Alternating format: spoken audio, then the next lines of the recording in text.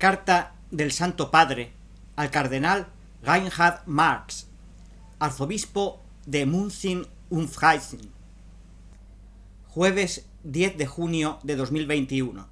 Lectura dramatizada de la traducción al español. Santa Marta, 10 de junio de 2021. Querido hermano, ante todo gracias por tu coraje. Es un coraje cristiano que no teme la cruz, no teme anonadarse delante de la tremenda realidad del pecado. Así lo hizo el Señor. Filipenses 2, del 5 al 8. Es una gracia que el Señor te ha dado, y veo que tú la quieres asumir y custodiar para que dé fruto. Gracias. Me dices que estás atravesando un momento de crisis. Y no solo tú, sino también la Iglesia en Alemania lo está viviendo. Toda la Iglesia está en crisis a causa del asunto de los abusos. Más aún, la Iglesia hoy no puede dar un paso adelante sin asumir esta crisis. La política del avestruz no lleva a nada. Y la crisis tiene que ser asumida desde nuestra fe pascual. Los sociologismos, los psicologismos no sirven. Asumir la crisis personal y comunitariamente es el único camino fecundo. Porque de una crisis no se sale solo, sino en comunidad. Y además debemos tener en cuenta de que de una crisis se sale o mejor o peor, pero nunca igual. Me dices que desde el año pasado vienes reflexionando, que te pusiste en camino, buscando la voluntad de Dios, con la decisión de aceptarla, fuese cual fuese. Estoy de acuerdo contigo en calificar de catástrofe la triste historia de los abusos sexuales y el modo de enfrentar lo que tomó la Iglesia hasta hace poco tiempo. Caer en la cuenta de esta hipocresía en el modo de vivir la fe es una gracia, es un primer paso que debemos dar.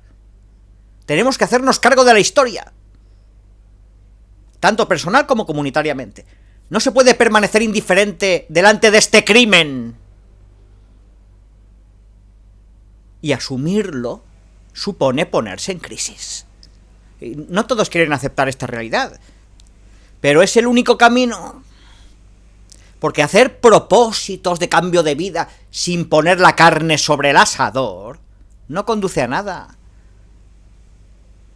Las realidades personales, sociales e históricas son concretas y no deben asumirse con ideas, porque las ideas se discuten, y está bien que así sea. Pero la realidad debe ser siempre asumida y discernida. Es verdad que las situaciones históricas han de ser interpretadas con la hermenéutica de la época en que sucedieron. Pero esto no nos exime de hacernos cargo y asumirlas como historia del pecado que nos asedia. Por tanto, a mi juicio, cada obispo de la Iglesia debe asumirlo y preguntarse: ¿qué debo hacer delante de esta catástrofe? El mea culpa delante de tantos errores históricos del pasado lo hemos hecho más de una vez ante muchas situaciones, aunque personalmente no hayamos participado en esa coyuntura histórica. Y esta misma actitud es la que se nos pide hoy. Se nos pide una reforma, que en este caso no consiste en palabras, sino en actitudes que tengan el coraje de ponerse en crisis, de asumir la realidad, sea cual sea la consecuencia. Y toda reforma comienza por sí mismo. La reforma en la Iglesia la han hecho hombres y mujeres que no tuvieron miedo de entrar en crisis y dejarse reformar a sí mismos por el Señor. Es el único camino. De lo contrario, no seremos más que ideólogos de reformas que no ponen en juego la propia carne. El Señor no aceptó nunca hacer la reforma, permítaseme la expresión, ni con el proyecto fariseo, o el saduceo, o el celote, o el esenio, sino que la hizo con su vida, con su historia, con su carne en la cruz. Y este es el camino, el que tú mismo, querido hermano, asumes al presentar la renuncia. Bien dices en tu carta que a nada nos lleva a sepultar el pasado. Los silencios, las omisiones, el dar demasiado peso al prestigio de las instituciones, solo conducen al fracaso personal e histórico. Y nos llevan a vivir con el peso de tener esqueletos en el armario, como reza el dicho.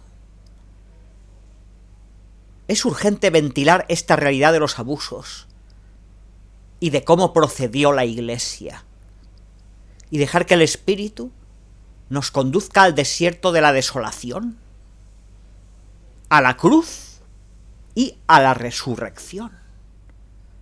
Es el camino del Espíritu el que hemos de seguir. Y el punto de partida es la confesión humilde. ¡Nos hemos equivocado! ¡Hemos pecado! No nos salvarán las encuestas, ni el poder de las instituciones.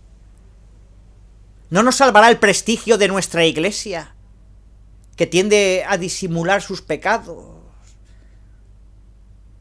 No nos salvará ni el poder del dinero, ni la opinión de los medios. Tantas veces somos demasiado dependientes de ellos.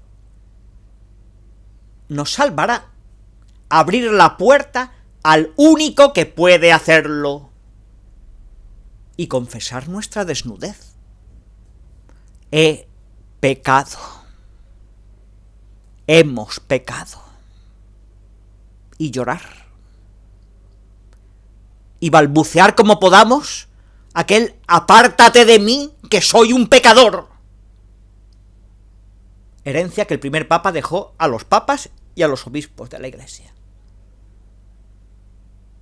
Y entonces sentiremos esa vergüenza sanadora que abre las puertas a la compasión y ternura del Señor, que siempre nos está cercana. Como Iglesia debemos pedir la gracia de la vergüenza y que el Señor nos salve de ser la prostituta desvergonzada de Ezequiel 16. Me gusta cómo terminas la carta. Continuaré con gusto a ser sacerdote y obispo de esta Iglesia. Y continuaré a empeñarme a nivel pastoral siempre y cuando lo contemple sensato y oportuno. Quisiera dedicar los años futuros de mi servicio en modo más intenso a la cura pastoral y empeñarme por una renovación espiritual de la Iglesia, como usted incansablemente lo pide. Fin de cita. Y esta es mi respuesta, querido hermano. Continúa como lo propones, pero como arzobispo de München und Freising. Y si te viene la tentación de pensar que al confirmar tu misión y al no aceptar tu dimisión, este obispo de Roma, hermano tuyo que te quiere, no te comprende, piensa en lo que sintió Pedro delante del Señor, cuando a su modo le presentó la renuncia. Apártate de mí, que soy un pecador. Y escucha la respuesta. Pastorea mis ovejas. Pues, con fraterno afecto, Francisco.